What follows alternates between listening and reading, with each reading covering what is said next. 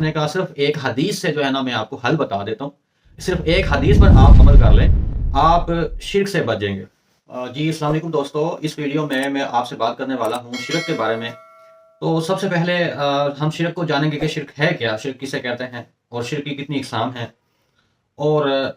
شرک جو ہے وہ کتنا بڑا گناہ ہے، اور اس سے کیسے بچا جا سکتا ہے. جو ہمیں جاننے کی ضرورت ہے کہ ہم شرک سے کیسے بچ سکتے ہیں. تو یہ جو ہے نا ٹاپک ہے، اس کو میں کور کروں گا اس ویڈیو میں، اور بہت بہت اہم ٹاپک ہے. میں سمجھتا ہوں کہ انسان کے لیے نا سب سے زیادہ جو اہم اس کا دین و ایمان ہے. تو دین و ایمان کو خراب کرنے کے لیے جو ہے نا وہ شرک جو ہے نا بہت بڑا خطرہ ہے، بہت بڑا جو ہے نا وہ میں کہتا ہوں کہ ایک رسک ہے مسلمان کے لیے. اچھا دوستو، شرک کے بارے میں قرآن میں سورہ لقمان کی آیت نمبر 13 میں لقمان علیہ السلام اپنے بیٹے کو نصیحت فرماتے ہیں کہ بیٹے شرک نہ کرنا، ان الشرک لظلم عظیم، بے شک شرک بہت بڑا ظلم ہے. یہ بہت بڑا ظلم جو ہے نا، میں کہتا ہوں کہ اس سے بڑا ظلم کوئی نہیں ہے، اس سے بڑا گناہ کوئی نہیں ہے. اللہ تعالیٰ نے اس گناہ کی جو ہے نا معافی نہیں رکھی. اگر کوئی بغیر توبہ کے مشرک مر جاتا ہے، اس دنیا سے چلا جاتا ہے، تو آخرت میں اس کا یہ گناہ جو ہے نا وہ معاف نہیں کیا جائے گا. آپ دیکھیں کہ اس گناہ کی جو نوعیت ہے، اس کی سنگین ہونے کی جو وجہ ہے، وہ آپ دیکھ سکتے ہیں کہ انسان کو اللہ تعالیٰ نے بنایا ہے کس مقصد کے لیے. اللہ تعالیٰ نے اپنی پہچان کرانے کے لیے آدم علیہ السلام کو، یعنی کہ انسان کو تخلیق کیا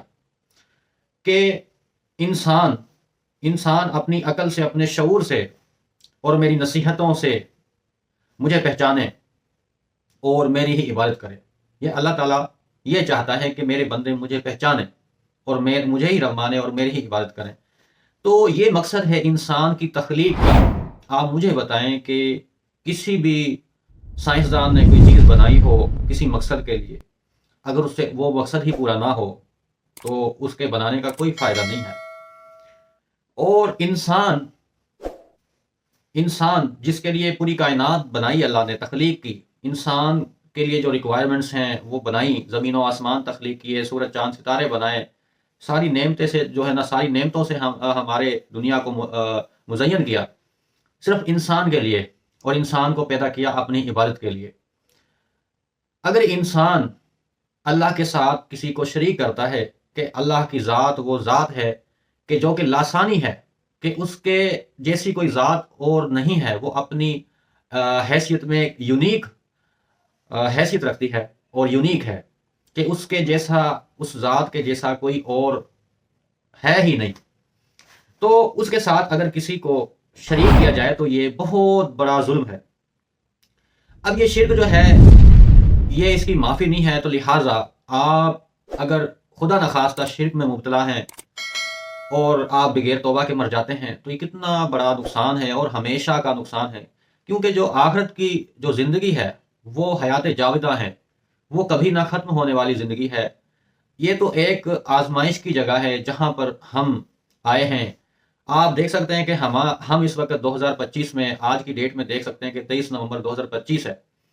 میری ڈیٹ آف برتھ 1996 کی ہے، اگست کی. تو اس سے پہلے 1996 سے پہلے 1996 سال جو ہے نا دنیا پہلے بھی تھی، اس سے بھی پہلے بھی تھی کافی. لیکن یہ جو عیسوی دور کے لحاظ سے دیکھے تو میرے آنے سے پہلے اس دنیا میں جو کیلنڈر چل رہا ہے اس کے 1996 سال جو ہے نا وہ گزر چکے تھے.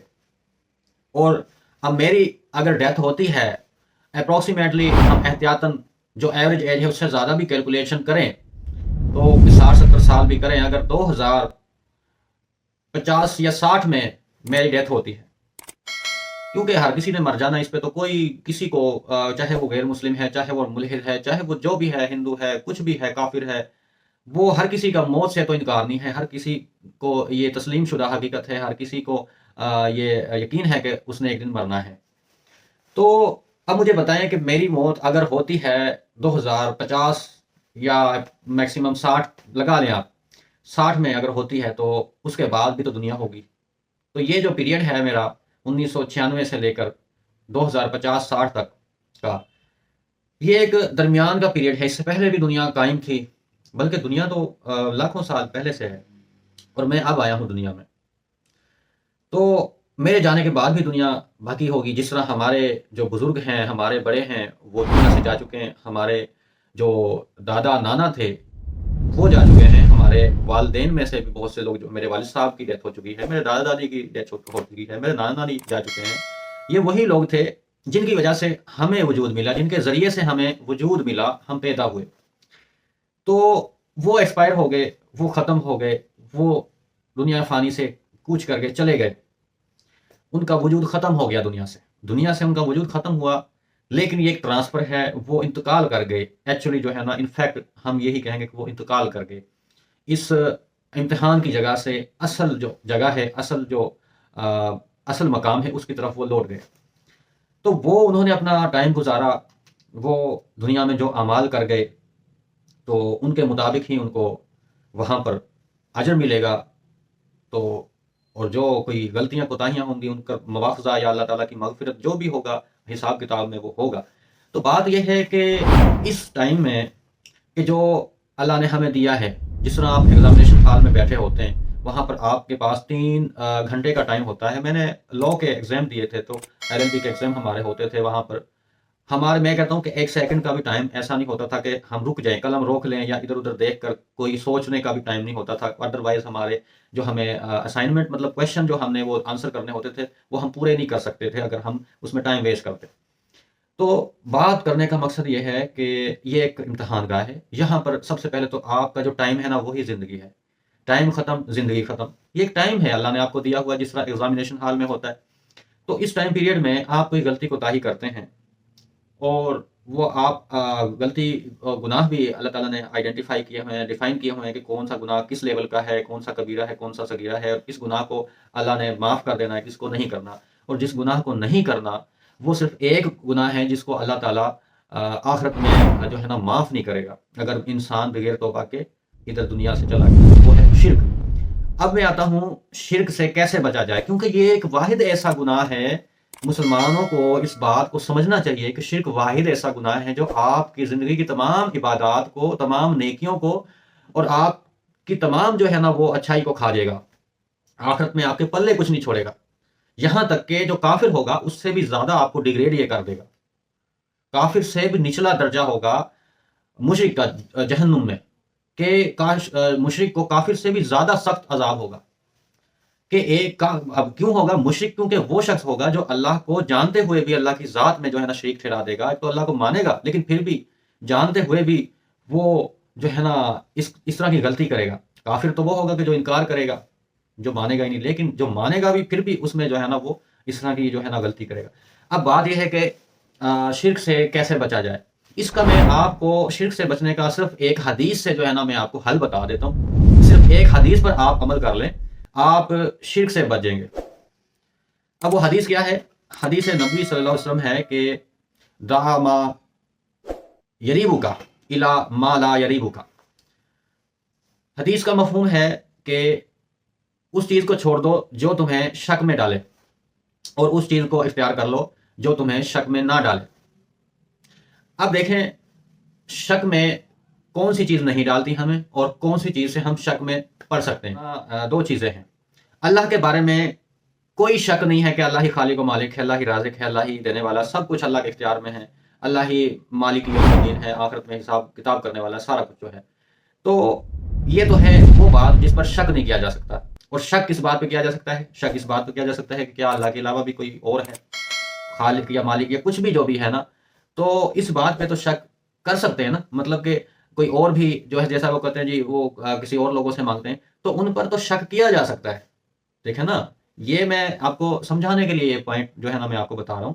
کہ ان پر تو شک کیا جا سکتا ہے، لیکن اللہ تعالیٰ کی ذات پہ کوئی شک نہیں ہے، وہی خالق ہے، وہی مالک ہے، وہی رازق ہے، وہی قادر و مطلق ہے، اور وہی مالک یوم الدین ہے، اور اسی کے اختیار میں ہے سب کچھ۔ تو پھر اس لیے کہ اگر ہمیں اپنے ایمان کی سلامتی چاہیے، ہمیں اپنے ساتھ ہم مخلص ہیں، تو ہمیں اپنی بھلائی کے لیے، آخرت کی بھلائی کے لیے ہمیں چاہیے کہ ہم اپنے آپ کو کسی ایسی چیز میں، ایکٹیویٹی میں نہ ڈالیں کہ جس میں شک کیا جا سکتا ہے شرک کے حوالے سے۔ تو جس میں شک نہیں کیا جا سکتا وہ اللہ کی ذات ہے، اللہ کی ذات میں کوئی شک نہیں ہے، وہی رب ہے، وہی عبادت کے لائق ہے، اور اس کی جو صفات ہیں وہ کسی اور میں، کسی اور ہستی میں، کسی اور شخصیت میں وہ نہیں ہے، نہ ہی ہو سکتی ہیں۔ اور شرک اصغر بھی ہے۔ شرک اصغر کیا ہے کہ اللہ کی عبادت آپ کرتے ہیں لیکن ساتھ امید جو ہے نا وہ آپ دوسروں سے بھی رکھتے ہیں، انسانوں سے بھی رکھتے ہیں، مخلوق سے بھی رکھتے ہیں کہ مجھے اس سے یہ تعریف سننے کو ملے۔ کہ اب جس طرح کوئی نماز پڑھتا ہے تو لوگ، اگر اس کے من میں یہ خواہش ہے کہ لوگ مجھے نمازی کہیں، کوئی حج کرنے جاتا ہے اور وہ دل میں یہ جو ہے نا وہ اس لیے بھی نیت رکھتا ہے کہ لوگ مجھے حاجی حاجی کہیں گے تو مجھے لوگوں سے ریوارڈ ملے گا۔ تو جو اللہ کے لیے جو عبادت ہے وہ صرف اللہ کے حکم کو سمجھتے ہوئے کرنا چاہیے کہ یہ اللہ کا حکم ہے اور اللہ سے ہی میں نے اس کی جزا مانگنی ہے، اس کا ریوارڈ مانگنا ہے۔ یہی جو ہے نا اصل جو ہے نا آپ یہ کام کریں گے تو آپ شرک اصغر سے بھی بچ جائیں گے، ریاکاری سے بھی بچ جائیں گے۔ تو یہ ایک بہت بڑا ظلم ہے اللہ تعالیٰ کی ذات کے ساتھ، اپنے ساتھ بھی، کیونکہ آپ اپنے اوپر ظلم کر رہے ہیں۔ اگر شرک میں آپ پڑھتے ہیں تو آپ اپنے اوپر ظلم کر رہے ہیں، کیونکہ آخرت میں جو اس کی سزا ہے وہ ایک تو ہمیشہ کی سزا ہوگی، آخرت کی جو بھی سزا ہوگی یا جزا ہوگی وہ ہمیشہ کی ہوگی، چاہے وہ مغفرت ہے، اللہ ہمیشہ کے لیے آپ کو معاف کر دے، ہمیشہ کے لیے جنت میں چلے جائیں گے آپ۔ اگر آپ مشرک نہیں ہیں تو اللہ آپ کو معاف کر دے گا، آپ چلے جائیں گے جنت میں اور ہمیشہ رہیں گے۔ تو شکریہ، جزاک اللہ، آپ نے میری اتنی بات سنی۔ تو آپ کو میری اس بات سے کیا فائدہ ہوا، آپ نے کیا اخذ کیا، اور وہ آپ کمنٹ سیکشن میں اظہار کر سکتے ہیں۔ اگر آپ کا کویشچن بھی ہے کوئی کر سکتے ہیں آپ کمنٹ سیکشن میں اس کا رپلائی کروں گا انشاءاللہ نیکسٹ ویڈیو میں۔ تو میرا خیال ہے کہ امید ہے آپ سمجھ گئے ہوں گے میرا مطلب جو میں سمجھانا چاہ رہا تھا۔ اللہ تعالیٰ آپ سب کے ایمان کی حفاظت کرے، میرے بھی ایمان کی حفاظت کرے، ہمیں سب کو شرک سے بچائے اور ہمیں دنیا اور آخرت دونوں میں اپنی نعمتوں سے نوازے اور کامیابی عطا فرمائے الحمد۔ اور انشاءاللہ جی نیکسٹ ویڈیو میں نیکسٹ ٹاپک کے ساتھ دوبارہ حاضر ہوں گا، تب تک کے لیے مجھے اجازت دیں۔ اللہ حافظ، شکریہ۔